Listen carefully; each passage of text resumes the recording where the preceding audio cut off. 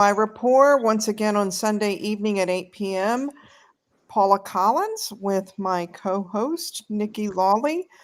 Our special guests on this special Mother's Day and our special day in cannabis reality or not reality, Frank Falvo and Joseph Ortiz. And we've been having a lively pre-game discussion.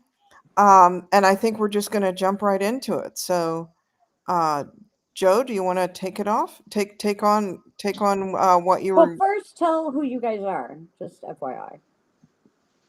Yeah, Frank, if you want to go first, I'm just having a little bit of camera difficulty right now.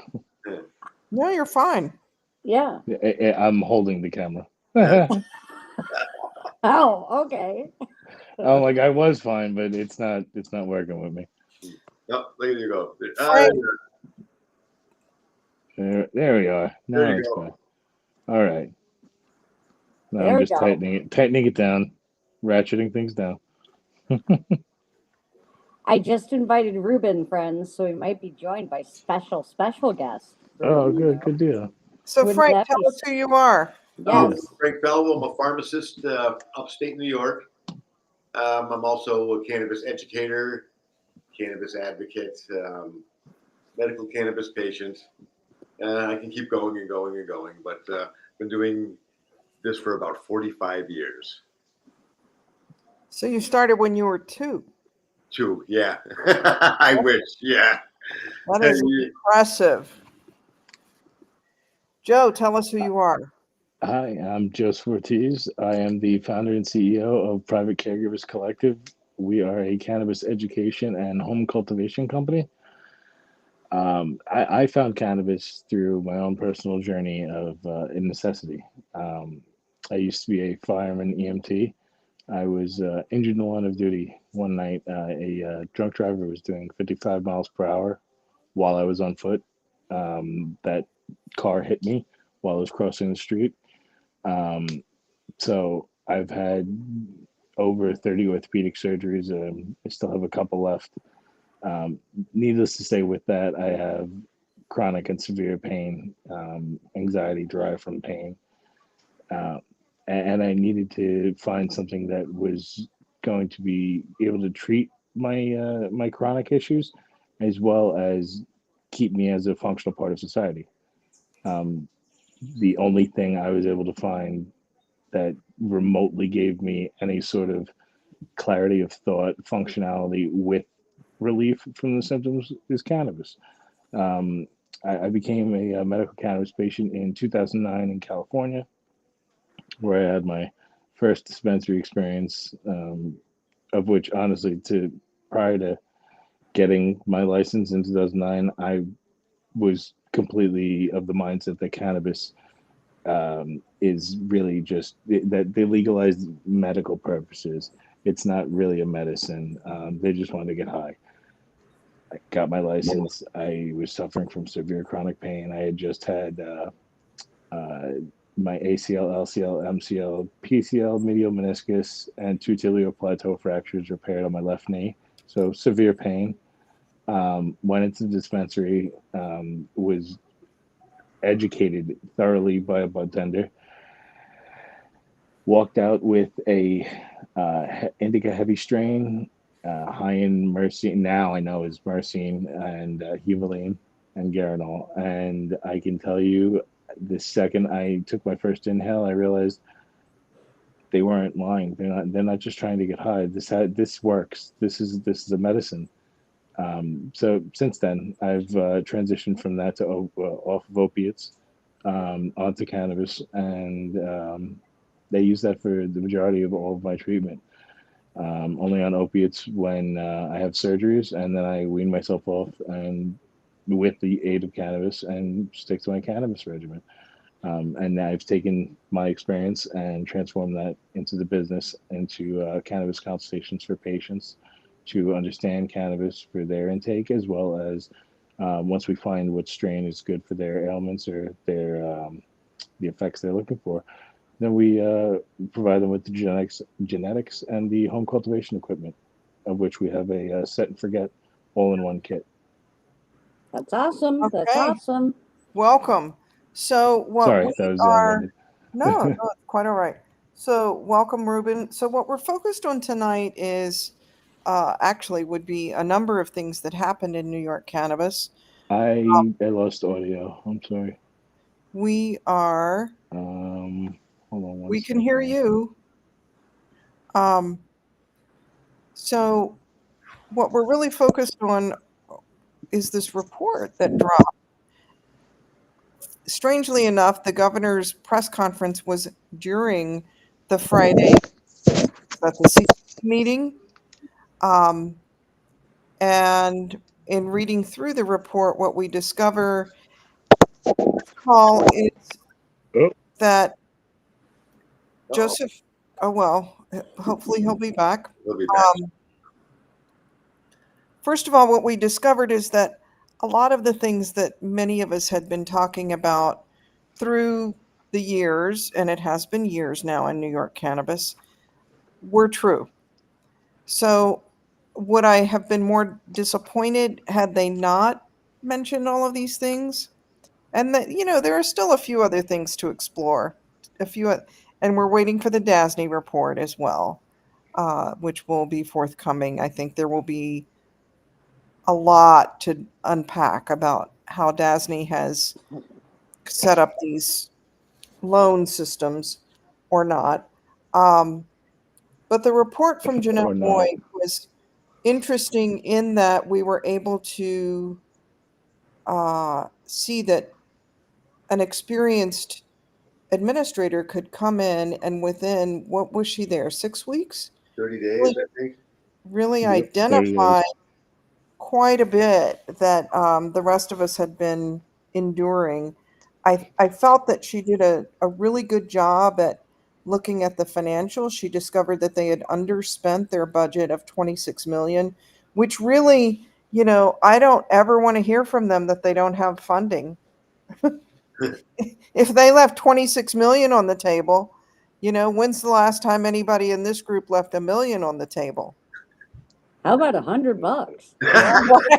Yeah, I would say So I don't ever want to hear from them again that they're broke. Secondly, that which leads to their staffing issue. They kept saying we haven't had adequate staffing, and we had to staff up after COVID. I've heard sorry, I forgot about my $26 million coffers. right. Silly me. So the bottom line is this an agency that was in startup mode? I felt like that was a sugar-coated way to put it. There's no startup on the planet that would have left $26 million on the table. There's no startup on the planet that, when their computer systems went down, would have stayed down for more than an hour, hours, not days. Like, They let Well, the agencies just continue for so long, and it was hard to watch. or that created the duplicate systems. Yes. Why that's invest in that? Can I get my taxpayer money back? Yeah. I don't think it works that way. I didn't understand that. Get Ruben, I'm sorry. Sorry, Joe. I think though we're missing a key point here, and the key point, the entire time, from its inception, I think a lot of us had questions on how they were going to build out staffing, and they started with what they considered a seasoned regulator in Axel Barnaby. But again, I feel like for so many years they were blaming they would blame all of these shortcomings on the previous administration, right? And we would hear, oh well, it was because of previous administration we didn't have this or we Meaning didn't have Cuomo. that. Yeah, Cuomo didn't do Correct. anything. Yeah, that was the excuse. But when you're in startup mode, as they like to have run around and say we're startup, you have to put some infrastructure in place. And I've started several businesses, and I run two very successful companies now. I think that what happened here very clearly was the lack of experience There you go. We saw a lack of experience in not just in a regulatory environment, but the lack of experience and depth and breadth of knowledge of what this industry really looks like on a deep dive. And Yep. I was saying for a year while we were in limbo that they should be not only looking at other states' shortcomings, they should also look at the successes and the wins that these other states had. And all along, we were getting laughed out of the room. Oh, we know what we're doing. Well, to your point, Ruben, they said that they did do that prior to actually establishing the OCM. They said Can I in say one thing here? They went to Quebec City. Okay, Quebec City has the worst program.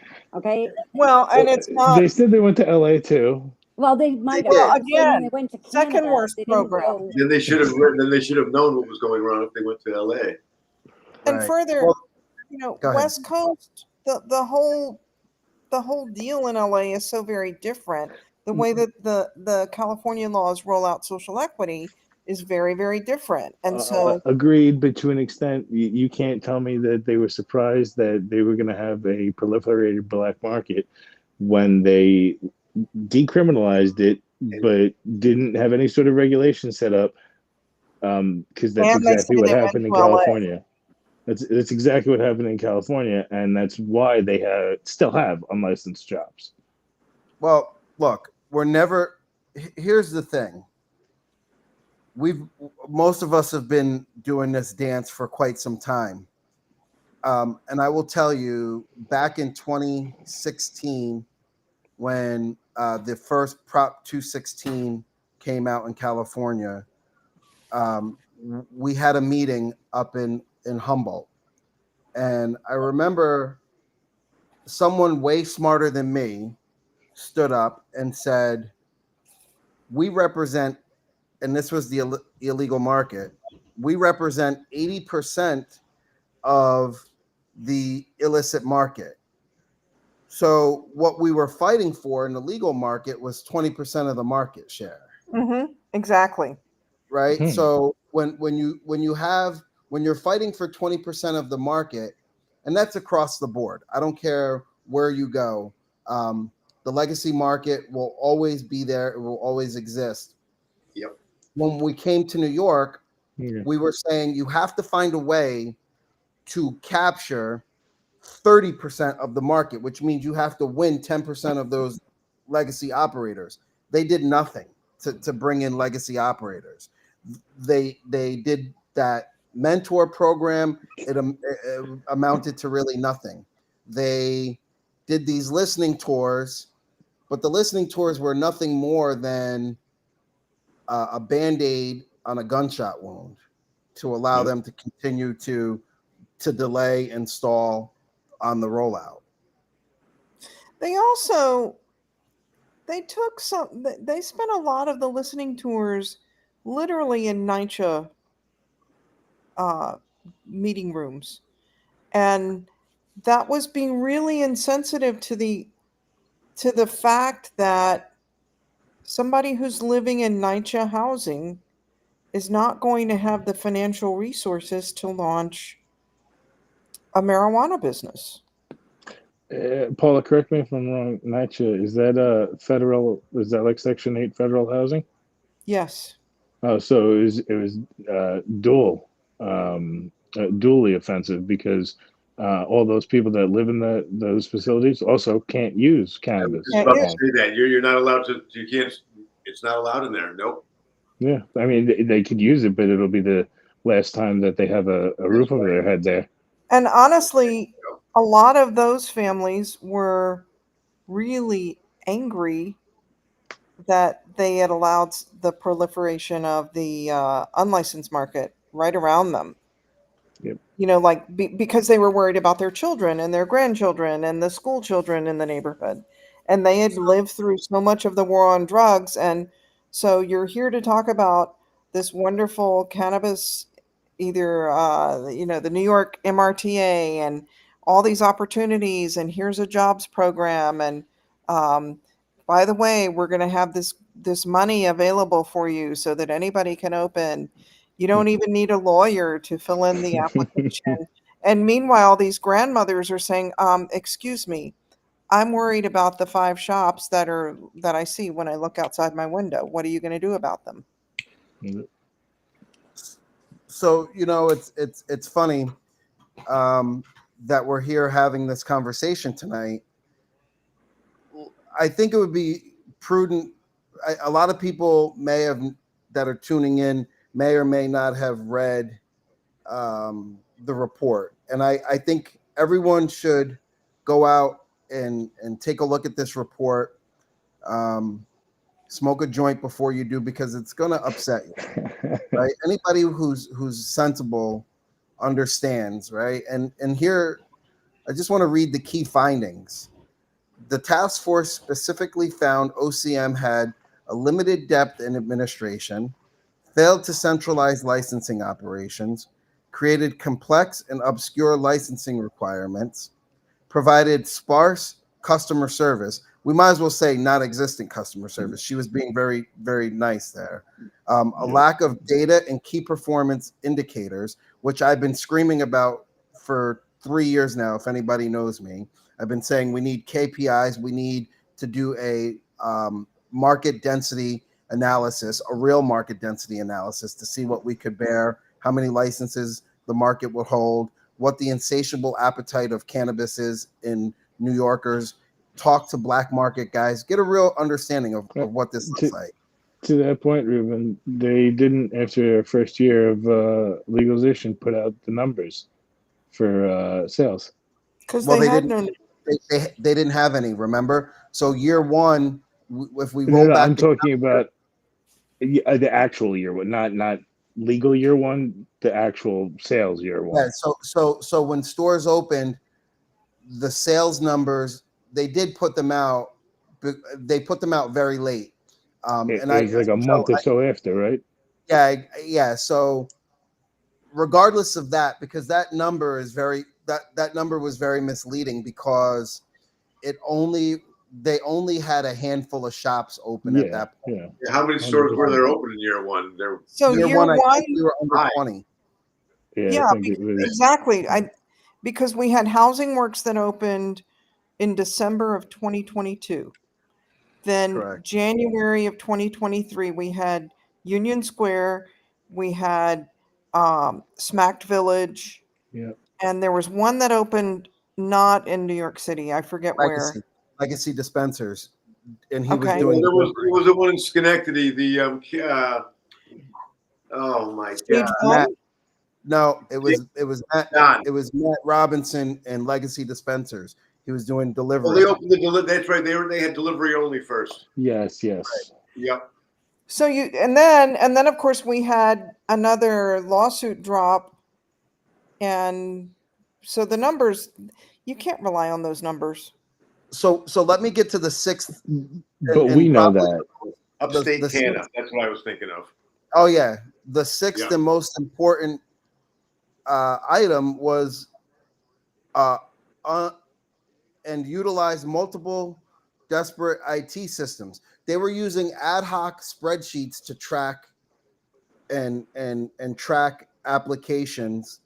When I heard that in 2024, and then I went back and remember we had a call. We did this Zoom my week one with you guys, and I went over the numbers, and I said that they did $11 million to Google, $6 million in marketing. Well, if $11 million to Google got us on spreadsheets, then that also showed that there was a lack of leadership and underutilization of IT systems. This is 2024.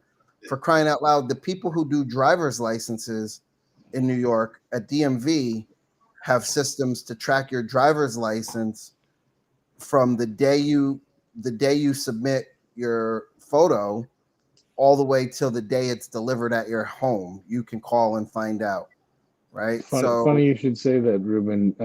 The medical programs licensing is based off of the DMV system. It piggybacks on the DMV system. Yeah, and so why in the hell aren't we using that? Well, because again, remember, I think here were And look, I don't want to make this. You know me, I want to try and keep it upbeat because I love you guys. Right. But I think that part of the issue here is with a lack of experience comes a level of hubris and maybe ego. And I think like when I was the chairman of the Upstate Black Chamber of Commerce, we sat with Tremaine and we sat with a few other people and we offered our services to help really put some structure in place. And we were basically told that they didn't need our help. And then I reached out later on and said, look, I will come in and help put some organizational structure. And I never heard back from Chris or Tremaine. And then I ran into Damian Fagan, and Damian was like, no, I think we got it under control, brother. Thank you. He was the only one that really acknowledged, right, that I offered this. This isn't, I think what we see in this report, Paula and I talked today. I've talked to several other people. I think what we've found in this report, or what was revealed in this report, is what all of us who were sensibly standing on the outside looking in saying there's a lack of, for lack of a better term, maturity and business savvy and real understanding. And you had a bunch of government folks that came out of government that didn't really understand how to build the agency in a way. And a lot of it's does not fall squarely on Chris and his team's shoulders. They did what they could do with what they were given. But I was screaming for the last 18 months to put together a team that could go in because they needed oversight. Remember, I used to say the Office of Cannabis Mismanagement was being run like Brewster's Million, right? They were spending money, and nothing to show for it, and nothing to show Not for all the it. money. Well, now, little did we know, they were screaming they need money, but they didn't spend. They underspent by $26 million. Did someone not tell them which bank account it was in? No, but here's the thing. I think that I don't believe that they truly understood how to deploy the capital in a way.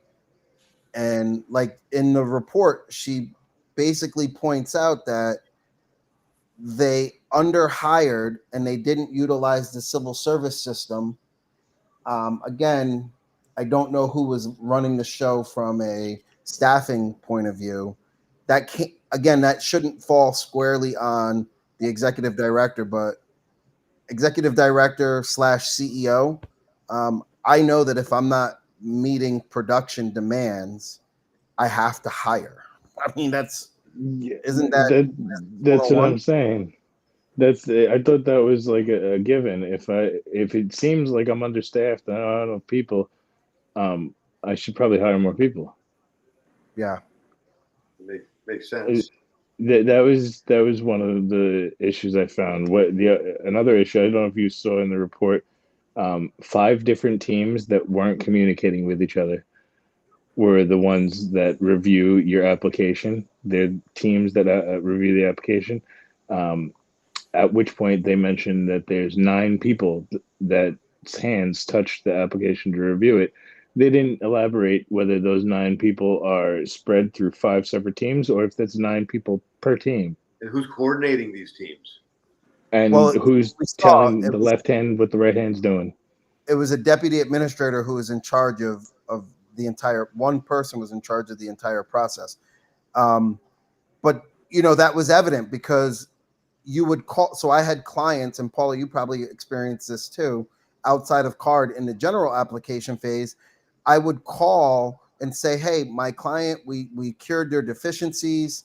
Where does the application go next? And the poor girl would say, it's moved on, but I don't know where it goes. So I started calling it the Wizard of Oz, right? It's because moved on. He's on down the road. That's the best answer I've heard from anything politic wise. It's moved on. Where? I don't know, but it's moved on. Yeah. So where do we go from here? That's the Let's real. come up with solutions, people. What Yeah, should so- we do? How so can here- we change it?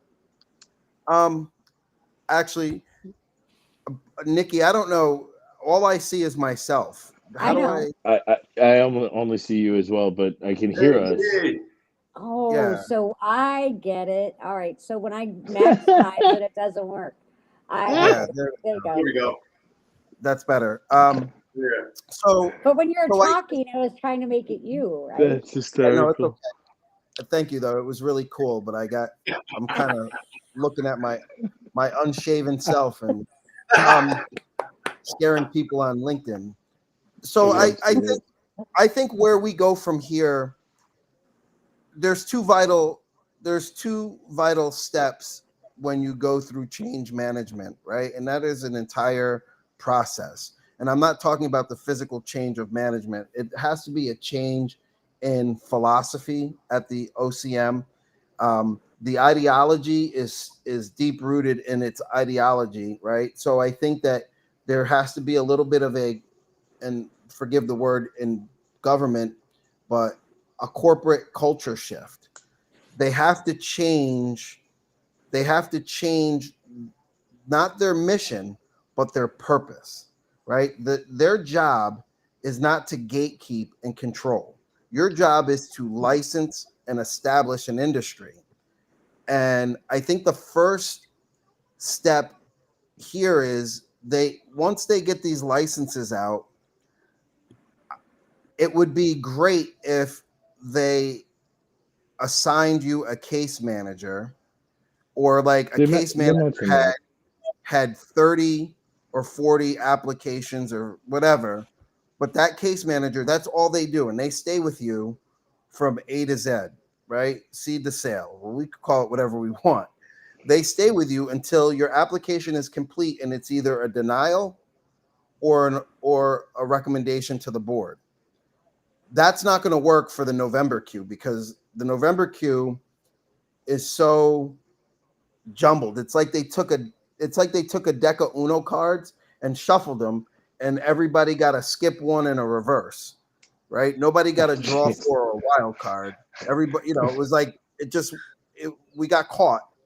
And I think that the first thing that they should do, and the recommendation has been made, is those who have shown true site control, which is paying on a lease, have property, do not run into proximity restrictions with schools, playgrounds, public places, and churches. Forget about the proximity protection that stupid map gave, because people were just putting addresses in using Dunkin' Donuts and all these weird addresses that they've later uncovered. But allow those people right now to proceed in the process. Do not issue them a provisional license. Issue them their go forward license and let them build out so that they can get a C of O and then get their final inspection and bring product in and get product out to the people. Again, the Office of Cannabis Management forgot who they serve. They do not serve the license holders. They're supposed to be protecting the consumer market, right? That's what the regulatory framework was designed to do, is to build stability so that we had two things: an equitable industry and access to the plant, right? That was what the MRTA talked about. It's why they talked about putting them in locations spread out, not all concentrated in New York City. I went back It's also today. why they legalized home cultivation for Correct. increased access. I went back and listened to the board meeting again today, and I listened to John Cagia talk about, while the map was up, he was saying there are at least 5 dispensaries in every region. Meanwhile, the map says 4.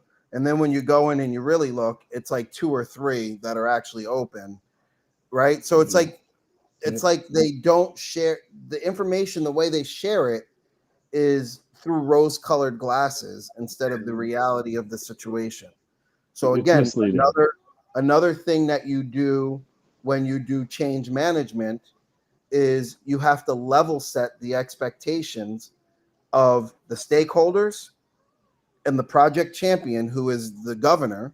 You have to level set expectations and then go out to the public with realistic expectations, right? We can expect with this amount of staff, with oversight and guide rails, that we can do 100 licenses a month, whatever, 200 licenses a month, whatever that number is. But that gives people who are paying rent, because if I know I'm number 600 and I've been reviewed and my deficiencies are cured, I can now make a decision. Can I afford to continue to pay rent for the You mean you next? could budget for They've these been paying things? rent for a long time. Some of these Right. people. Maybe I can pay rent for 6 months. Well, Maybe I you can. could budget. You could budget for these things so that way you could actually treat it like a business. Correct. The So other thing that's not included in that, though, is like a processor there were other anomalies, right? Because that type 3 processor, which is a white label license, that was not supposed to be capped. And at first they didn't rank them, and then they ranked them. And then there were people who applied who were, because that was not a popular application at first. There were people who applied, for example, maybe me, and my application was in the 70s. I want to say it was 72 or 76. And then suddenly, after it was put in the lottery system, I'm like number 6,000. Oh, you mean after the deck was reshuffled? Yeah. Uno And I'm a woman-owned business, and I had a location. I've never received a deficiency notice. How did I move? So again, let's talk about process and solutions. We can talk about it here. The real ear to this is what comes out of the next 2 weeks. Okay. And I think that we're going to see a lot of things happen. For instance, on Friday, I called the Office of Cannabis Management and said, hey, what is going to be the process for folks like myself and others who have no deficiencies? We've gotten our fingerprints done. We're allegedly in background check. How long is it going to take for us to get the license? They said, well, nothing's changed. It's the same way as it was yesterday. And that was really concerning. But you can't blame data entry and customer service for your iPhone going down, right? It's like it's a call center. I think immediately what they need to do is get the messaging out to the general public of how exactly this process is going to move forward. And not change it. Time framing, not take 6 months to get this out. And the other thing is, you can't move the damn goalposts, right? Yeah. At your convenience. Yeah. And I would honestly be shocked if anything changes in the next 30 days. I wouldn't be. I wouldn't be, because I know some of the things that are happening. As you and I talked, Paula, but there's a change at the Department of State, right? Walter T. Mosley's coming in. I don't know whether or not Walter T. will have, Mr. Mosley will have cannabis on his portfolio. But one of the things that he and I have had conversations about prior to him getting appointed or recommended for the job was that there has to be the people who give you your LLCs should also be the people involved and have a handle on these cannabis businesses, because we're all New York State registered businesses or alien businesses doing business in the state of New York.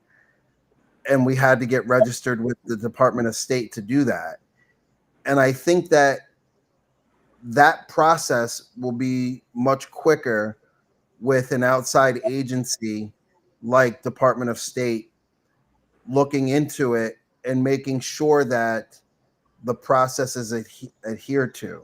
Because even when you put in for an LLC in New York State, you can check the status of your application. Mhm. And I think that process, program, technology subset will be quickly deployed over at the OCM now that Jeanette Moy's report has come out.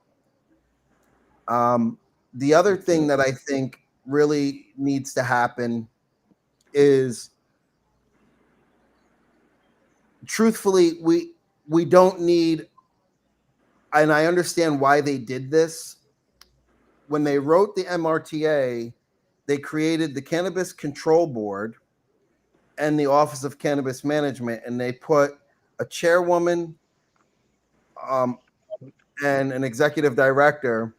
And I think for efficiency purposes, we should collapse that and have the board report to the board, work in conjunction with the Office of Cannabis Management, because right now they work in silo, right? And if you listen to the meeting, Adam Perry was saying, well, I didn't see these denials, and what was the process to get to these denials, and why, and Tremaine said, well, everybody on the board got them within the day before as you got them.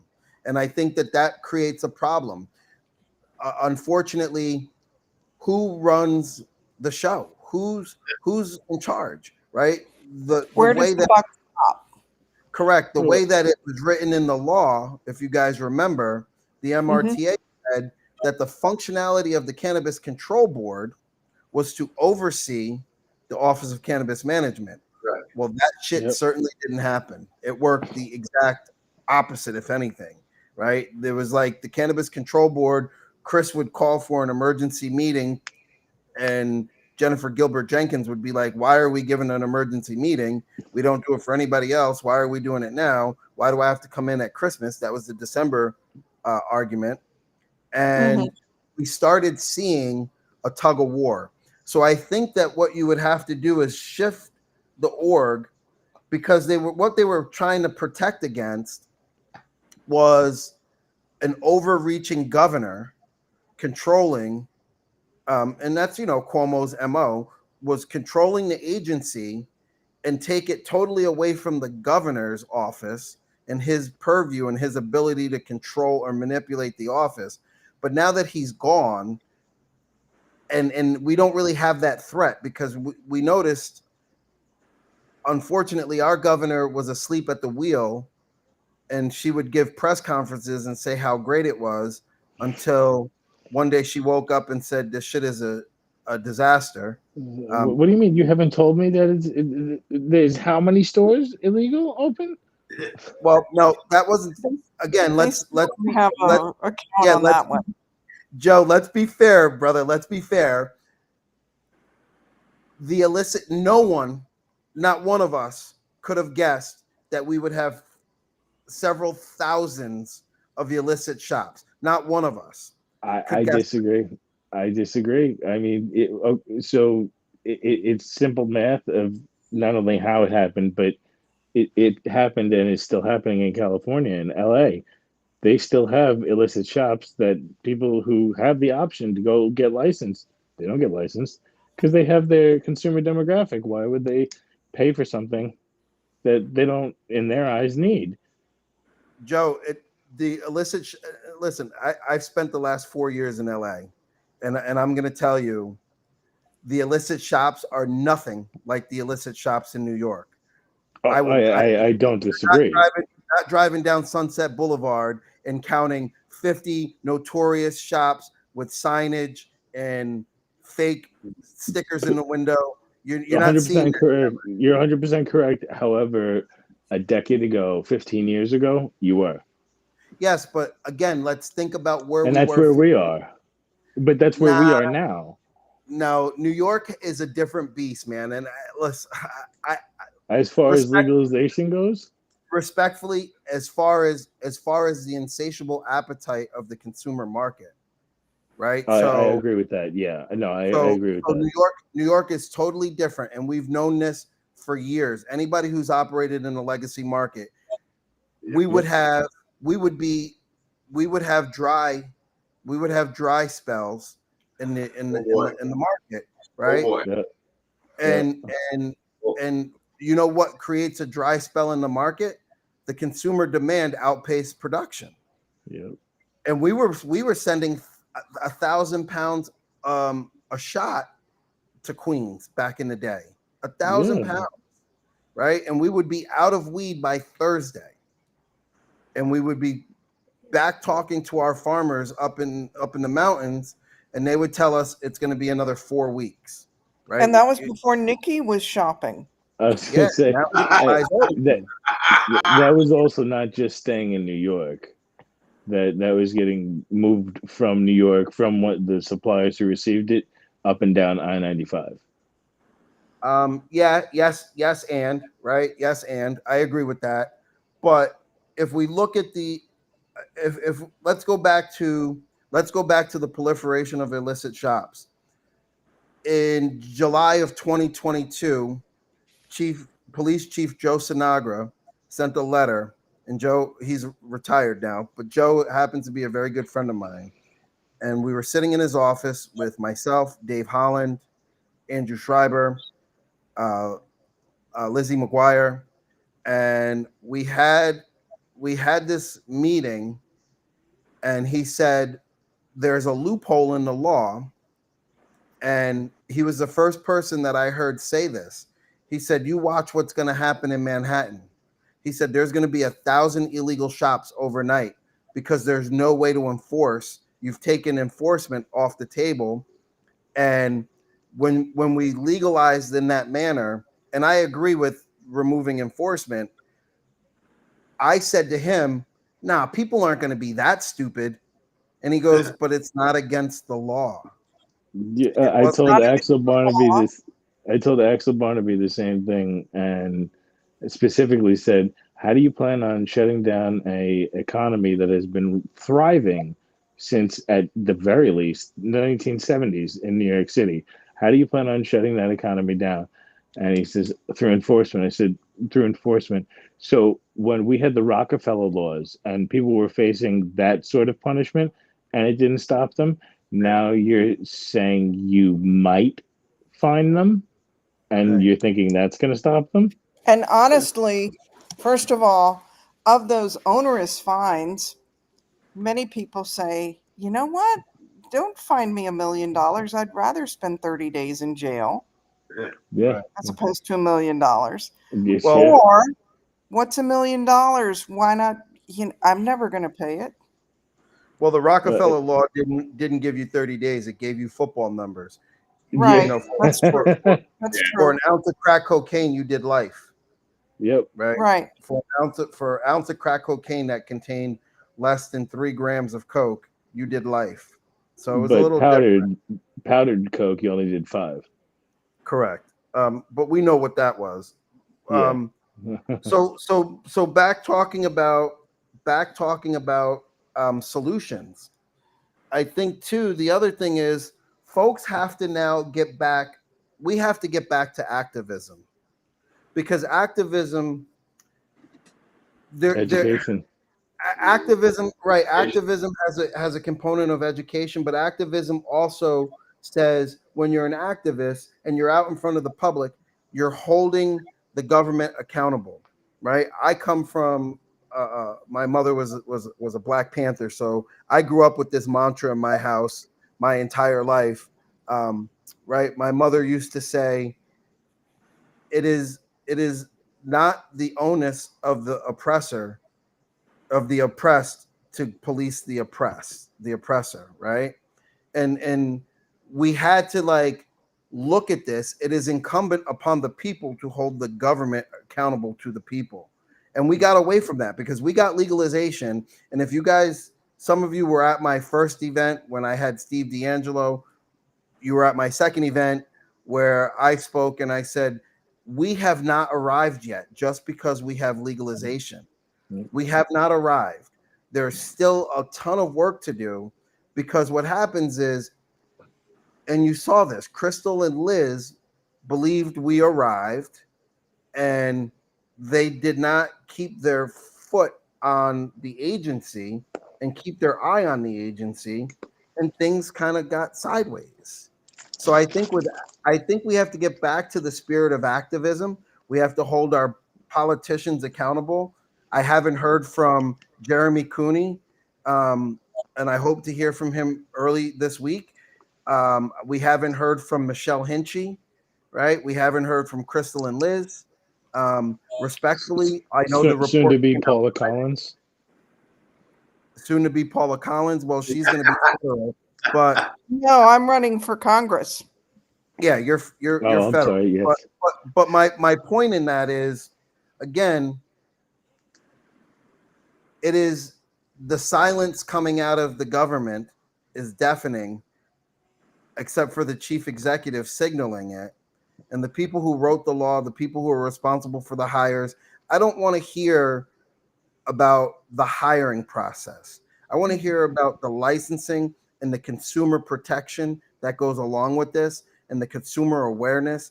Because again, this entire thing was marijuana regulation, taxation, which is the people, right? Like, we have to get back to these things, and if they're not going to do their job, then damn it, we're going to remember you come November.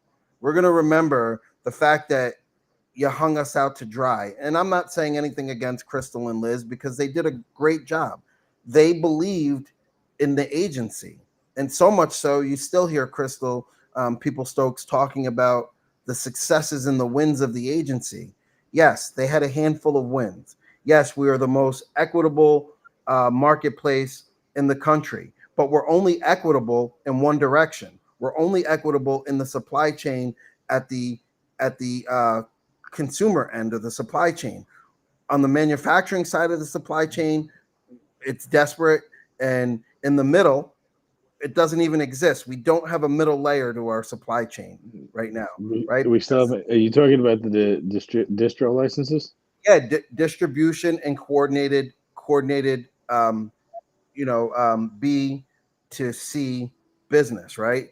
All we did was focus on, and I'm going to say it, dare I say it here, we focused on a sharecropping model, right? Ooh.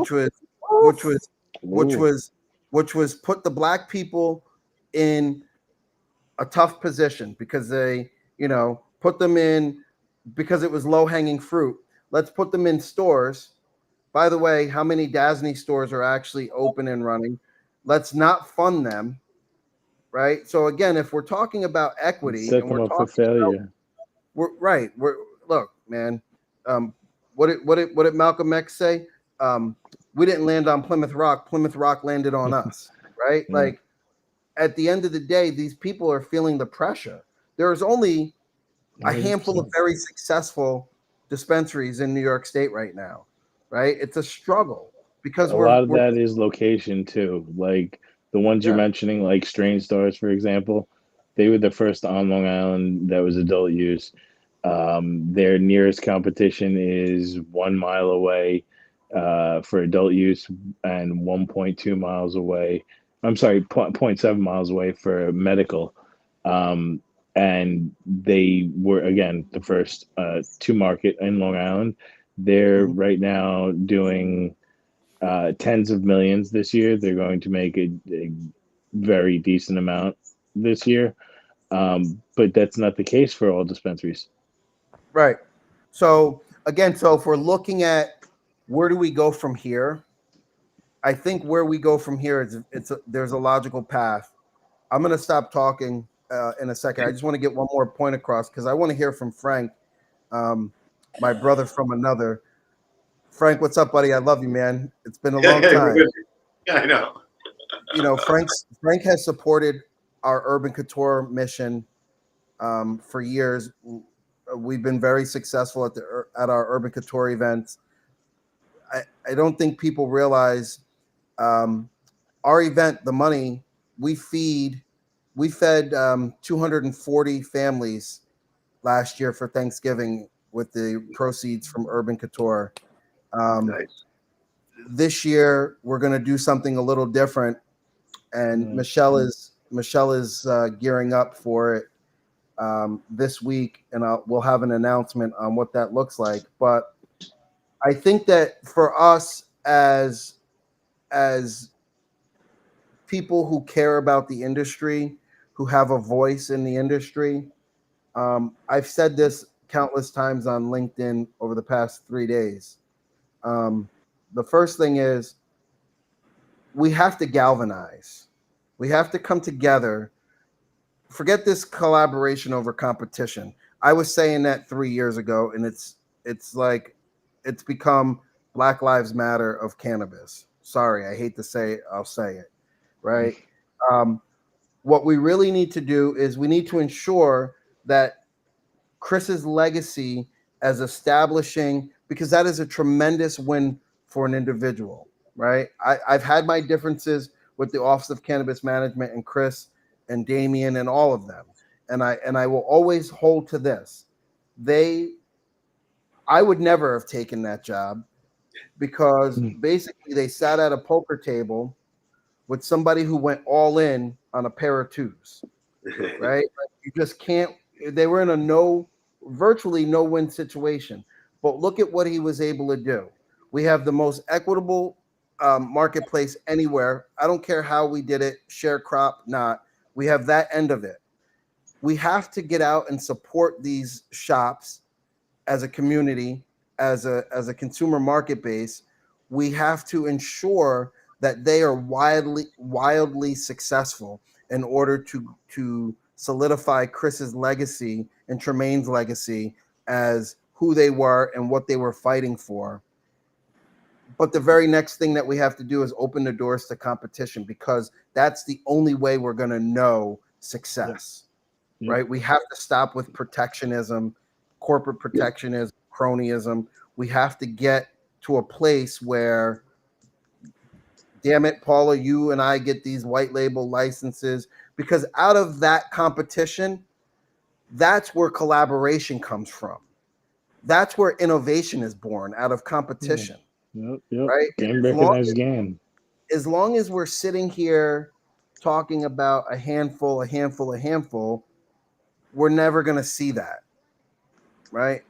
My last point is this. We don't put protection on pizza places. I have 5 pizza places in my town. You've been here, Nikki. From my house, you've been to my house. From my house to the venue, there's 5 pizza places. 5. We don't protect them. 2 of them are across the street. But guess what? I know where to go if I want a good calzone. I know where to go when I want a good pie. Right? We have to allow that to happen in this industry. That's my point. Did I miss something? Is Tremaine gone too? No. No, Tremaine's not gone. Tremaine's actually going to be the keynote speaker at the Hamptons Cannabis Expo this year. Yeah, well, that's sort of debating that. irrelevant to what the government is going to do. But no, Tremaine is okay. Okay. I just wanted to make sure when you said No, the reason I meant that she's fine. The reason why I mentioned Tremaine is because, again, we put a black woman and a black man, and I'm not making this about race. Please don't take it that way. But in order to, people are worried that they're trying to erase or do away with Chris's legacy and tarnish his legacy. I don't think that's the issue. I think that the issue is when you have a failure in leadership in any organization, you have to shake up. We call it scramble the egg, right? For crying out loud, Steve Jobs was replaced at Apple, right? And then look what happened. Then he went and created Pixar. And now, the shit happens, and you have to be able to do that, and you have to be able to bounce and rebound. There's a reason why those roles were 3-year roles. Okay, so makes sense. Frank, what do you want to see in the next 90 days in OCM cannabis? I would like to see something about education and medical, which I know I'm not going to, especially the medical part. But I don't know. They had been spiffing up their medical program, the medical outreach.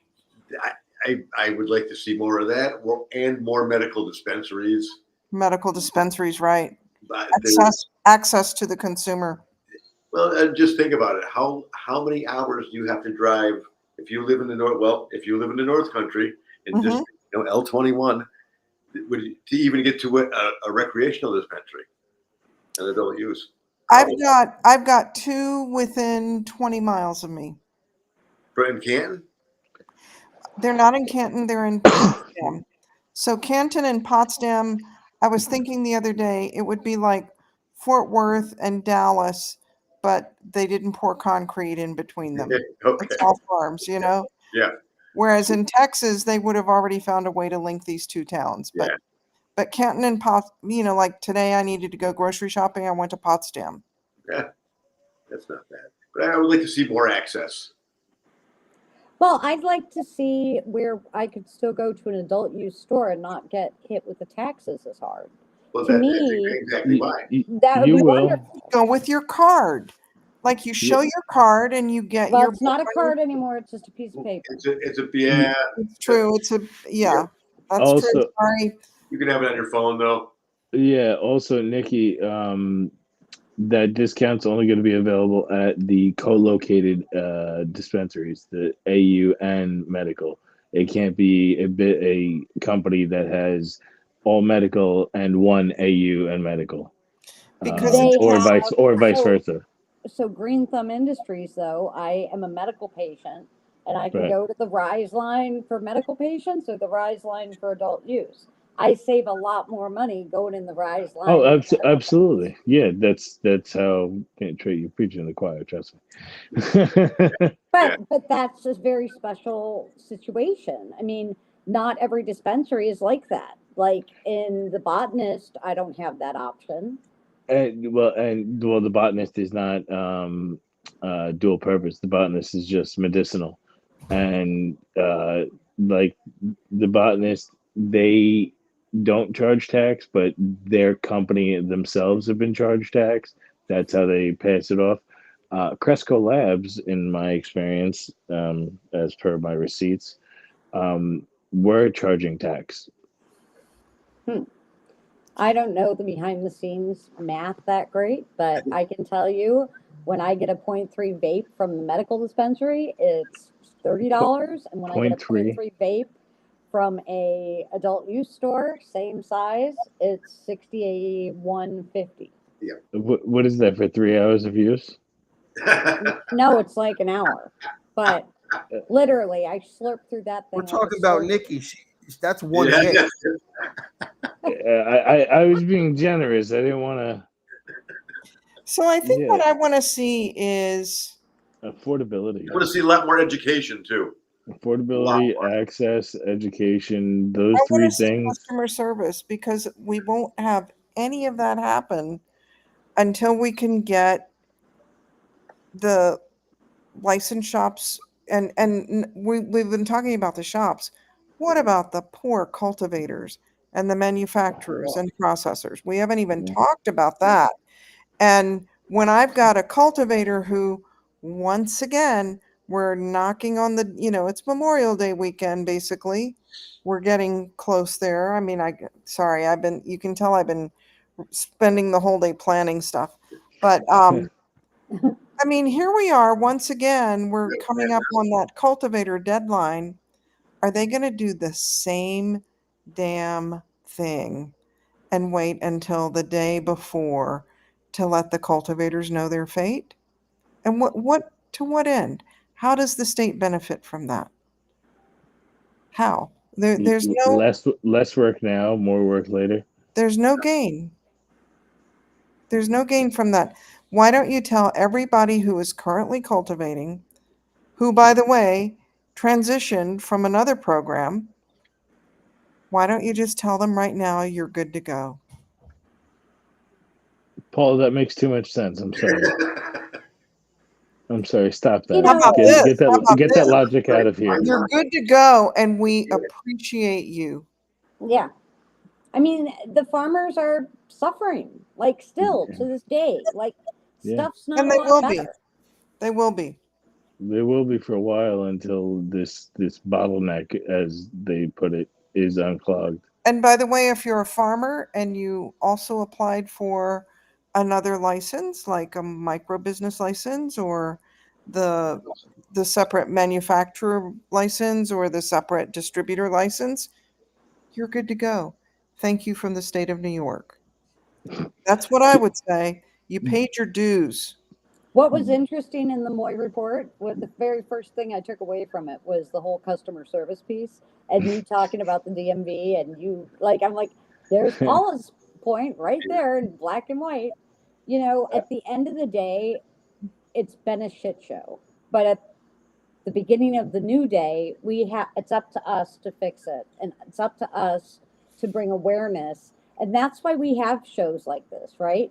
We may have some opposing situations, but all of us are trying to do the right thing and do it in a way that benefits others. You know, not one of us is on this show that's like, oh, it's all about me. I mean, I happen to be the big screen on the show. I can't figure out how to make It's the that. bots. It's the bots. Everyone But- but you. No.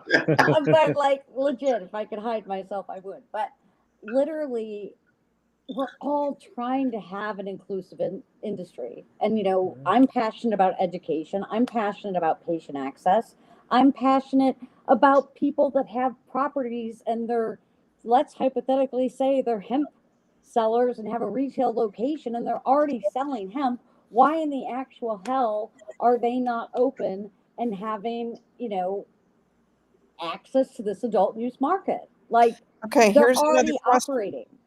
Here's another question. What do we do with that operator who was told to apply in November, pay the rent, secure the location, and then since that time, somebody else has come in and gotten the proximity?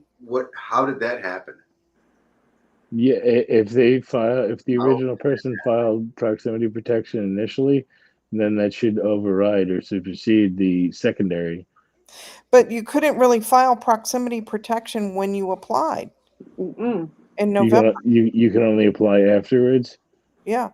So why wouldn't that person have applied and then, like within that hour, applied for proximity You protection? could not. Or you have to be can't. awarded, like you have to You be had- given some you sort had of to wait notification until- before. Yeah, because you were sitting there waiting to hear, but then you were told for you to get the priority, you needed to pay the rent. You needed to secure. Have that LOI and So that. if I already had the LOI or I No, already the had LOI, they told us specifically, was the enough. LOI was not enough for the Okay, November round. So if I had the lease,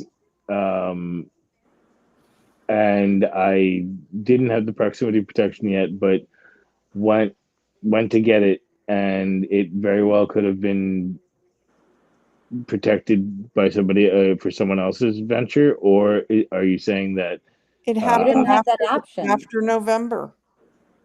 So you're told we're going to have this deadline for November. Secure your location. So you apply, you're waiting, and then next thing you know, somebody who was in the card queue comes along, and card was able to then lock down a location on top of them that now causes their place that they've been leasing or that they bought to be in violation of the proximity rules. I mean, I'm not an attorney in any way, shape, or form, but how did they see that as not being a conflict of interest that would open them up to litigation? I think we have that lawsuit, don't we? Lawsuits. They have that lawsuit already? Yeah, that one's been filed. Oh my God. Yep. All I know, guys, That's is one of my clients who filed that. Uh-huh. awesome.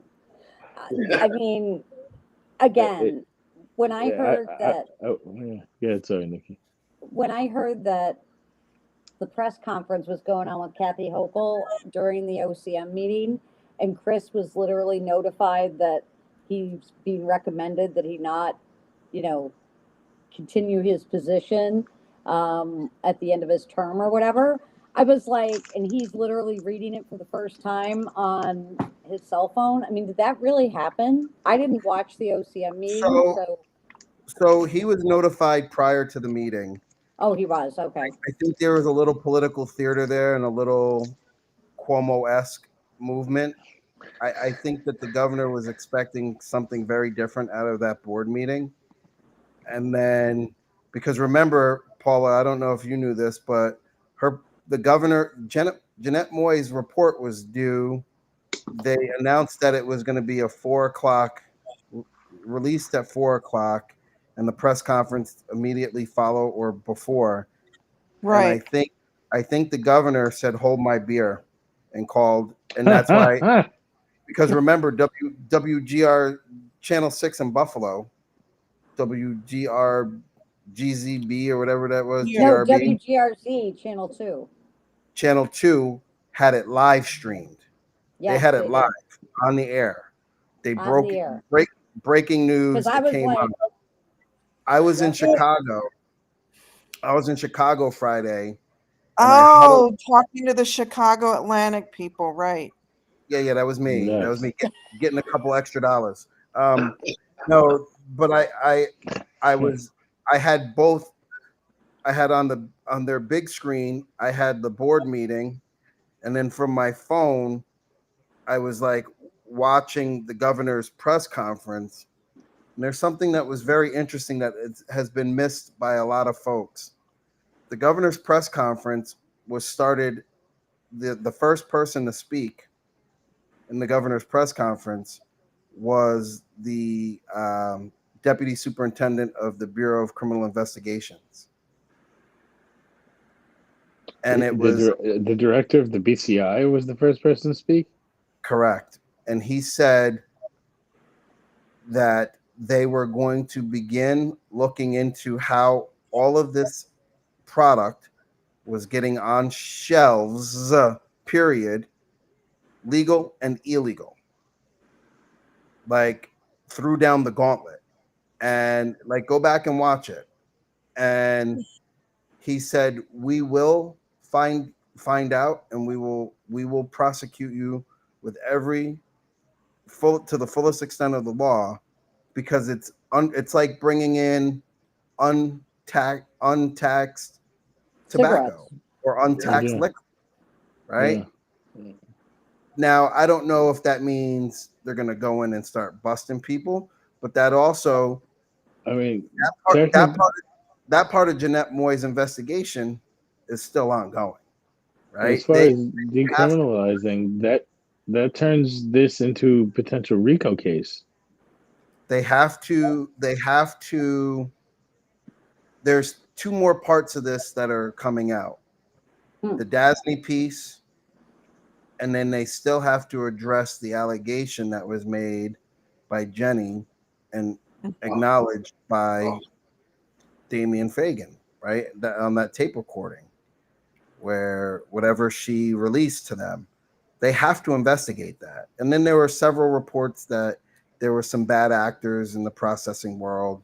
All of that stuff was presented to the office, and I don't think anything was done really with it. But look,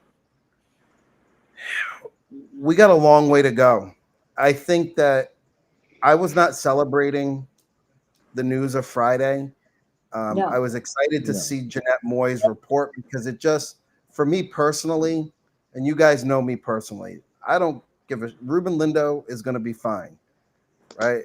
I'm a son of a Panther, and my daddy was a heroin dealer in the 60s and 70s, right?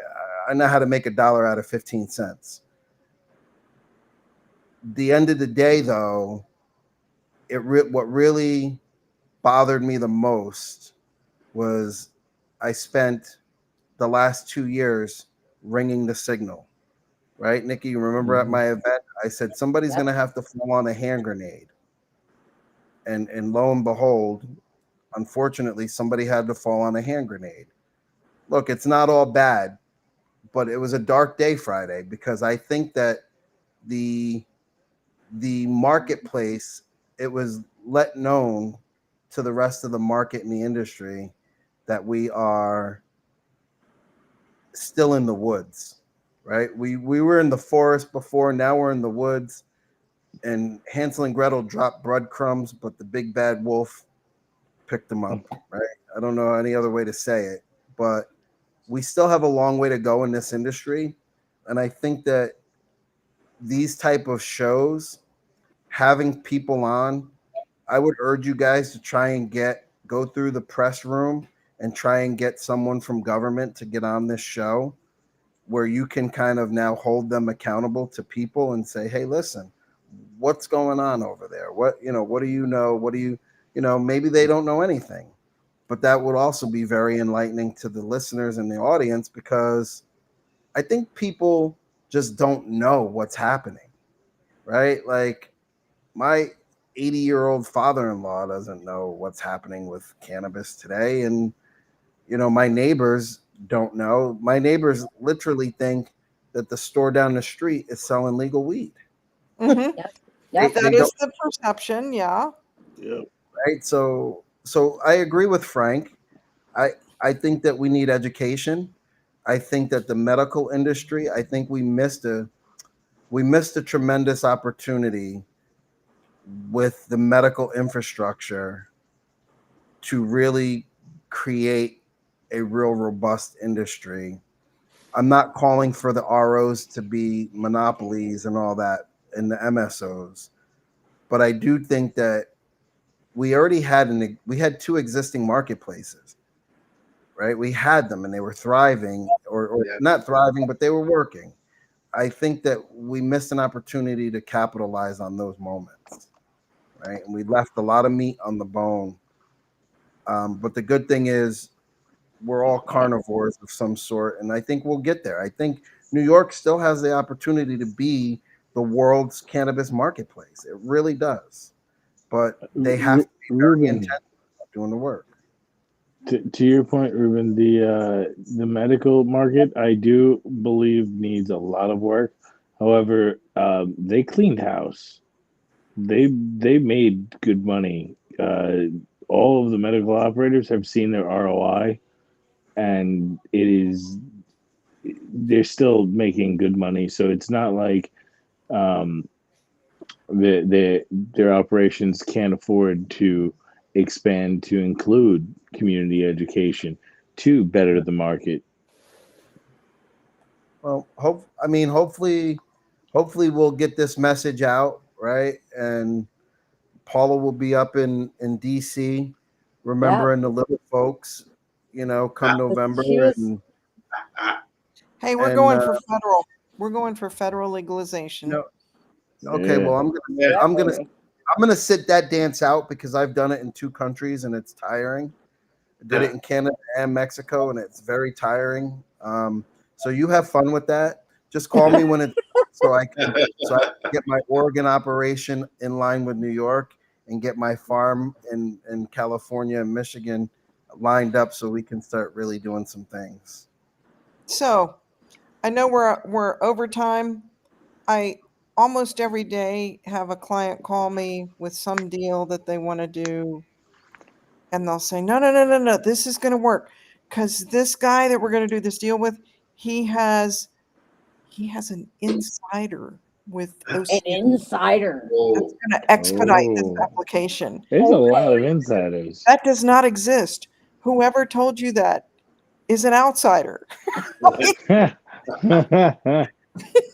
He's a charlatan selling snake oil. yeah. Exactly. Right. There is no insider. There is no one person making a decision to do anything. They can't Yeah. even start their meetings on time and have internet access. Somebody said to me, the funniest thing I heard was somebody said that the OCM could muck up a one-car parade. And it's true. I don't think I don't think we have that. But look, thank you for having me on. It's Mother's Always. Day, and, Yes. and Yeah. I want to jump off here. Okay, guys. Well, thanks everyone that came. Thank you so Yeah. much for your insight. Joe, Frank, it was wonderful having your I'd feedback. love to do it again. Definitely do it Yeah, again. absolutely. And Ruben, if you have any guests in mind for us, please. Yeah, let's talk offline because I have a Sounds few good. that I think you should be pinging to get on. But you're gonna have to Okay. go through government press room, right, Nikki, to get them on. No, never done any of that. Paula, right? They're gonna have to go through government press room. Depends.